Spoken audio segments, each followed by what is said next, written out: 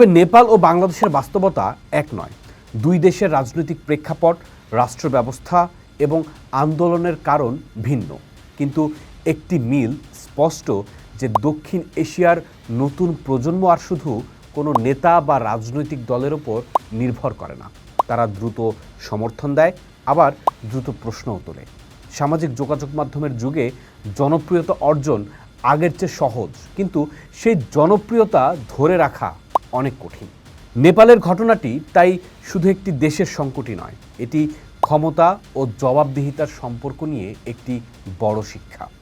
জনগণের প্রত্যাশা যত বাড়ে, হতাশাও তত দ্রুত জন্ম নেয়।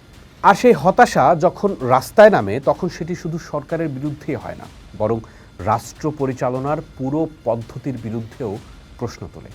হয়তো এ কারণেই নেপাল এবং বাংলাদেশের গল্প শেষ পর্যন্ত একই প্রশ্নে এসে মিলে যায়, যে জেনজি শুধু সরকার পরিবর্তন চায় নাকি তারা শাসনের ধরনই বদলাতে চায়।